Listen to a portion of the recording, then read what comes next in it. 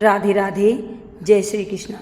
भाद्रपद माह के पहले प्रदोष व्रत की सभी माता बहनों को हार्दिक शुभकामनाएं। आज सुनेंगे प्रदोष व्रत कथा और प्रदोष व्रत कब है। साल 2024 में भाद्रपद महीने का पहला प्रदोष व्रत 31 अगस्त शनिवार को रखा जाएगा। वैदिक पंचांग के मुताबिक भाद्रपद महीने के कृष्ण पक्ष की त्रयोदशी तिथि 31 अगस्त को सुबह 2:25 से शुरू हो रही है और 1 सितंबर को सुबह 3:40 पर खत्म होगी। इस दिन प्रदोष काल की पूजा शाम 6:43 से रात 8:59 के बीच की जा सकती है। शनिवार के दिन प्रदोष व्रत होने की वजह से इसे शनि प्रदोष व्रत भी कहा जाएगा। इस दिन भगवान शिव के साथ साथ शनि देव की कृपा भी मिलती है। मान्यता है कि शनि प्रदोष व्रत रखने से कुंडली में चल रही शनि की महादशा से राहत मिलती है, साथ ही सुख शांति और समृद्धि की प्राप्ति होती है। प्रदोष व्रत हर महीने में 2 बार आता है। इस तरह से साल में करीब 24 बार प्रदोष व्रत करने का मौका मिलता है। प्रदोष व्रत की बहुत ही कल्याणकारी माना जाता है। इस दिन भगवान शिव और माता पार्वती की पूजा प्रदोष काल में की जाती है। साथ ही शुभ फल की प्राप्ति के लिए व्रत भी किया जाता है और हमें व्रत कथा जरूर सुननी चाहिए। अगर व्रत कथा नहीं सुनते हैं तो हमारा व्रत पूरा नहीं होता और हमें भगवान की कृपा भी प्राप्त नहीं होती।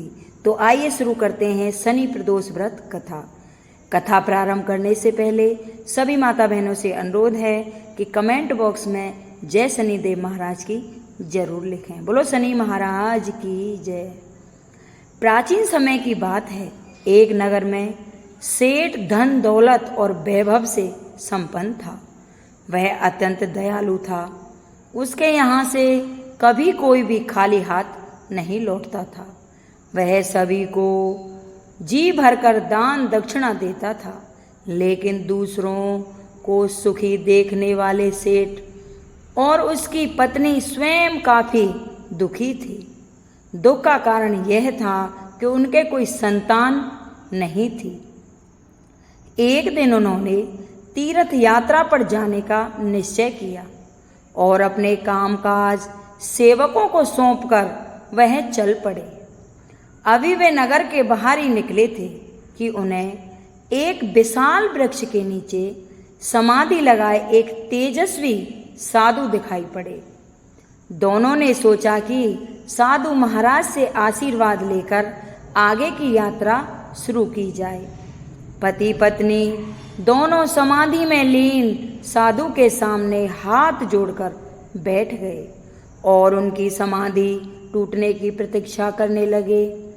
सुबह से शाम और शाम से फिर रात हो गई, लेकिन साधु की समाधि नहीं टूटी, मगर सेठ पति पत्नी धैर्यपूर्वक हाथ जोड़े वहीं पर बैठे रहे। अंततः अगले दिन प्रातःकाल साधु समाधि से उठे। सेठ सेठानी पति पत्नी को देखकर वह मंद मंद मुस्काए और आशीर्वाद स्वरूप हाथ जो उठाकर बोले, मैं तुम्हारे अंतर मन की कथा को भांप गया हूँ।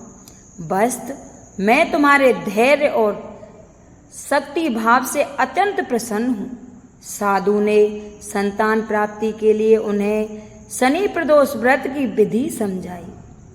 तीर्थ यात्रा के बाद दोनों वापस घर लौटे और नियम पूर्वक शनि प्रदोष व्रत करने लगे। कालांतर में सेठ की पत्नी ने एक सुंदर पुत्र को जन्म दिया। शनि प्रदोष व्रत के प्रभाव से उनके यहाँ छाया अंधकार लुप्त हो गया। दोनों आनंद पूर्वक रहने लगे। ये शनिदेव की प्रदोष व्रत की कथा थी। कहते हैं जो भी शनि प्रदोष व्रत करता है उनकी सारी ग्रह शांत हो जाती हैं। शनि महाराज सबके स्वामी हैं, दया निधान हैं और अपनी करुणा सब पर बरसाते हैं। अगर ये मेरी कथा किसी को अच्छी लगी हो तो इसे लाइक करें, शेयर करें और कमेंट बॉक्स में जय शनिदेव महाराज की जरूर लिखें। बोल शनि महाराज की जय।